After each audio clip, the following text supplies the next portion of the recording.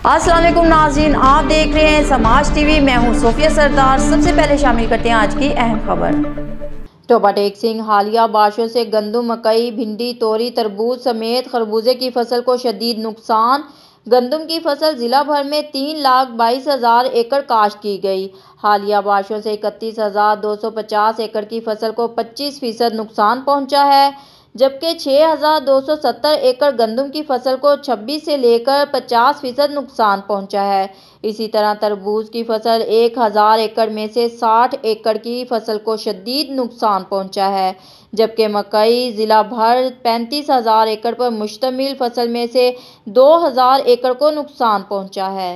जाने बंदे कहंदे हुंदे सी बाबे भी सोने की कणी भी जिहड़ी आ इस टाइम ते माड़ी हुंदी आ। ये बारिश की वजह नाल गंदम डिग पई आ, इहदी वजह नाल वजन च भी फर्क पैना, दाना भी काला होना ते काफ़ी जणी नुकसान आ। होर फसलों का भी काफ़ी नुकसान आ। है तो जो रब की रज़ा उही हुंदा, बाकी नुकसान जिमीदार का बहुत आ इस वक्त। क्यों नहीं तो इस टाइम गंदम चल पैनी सी।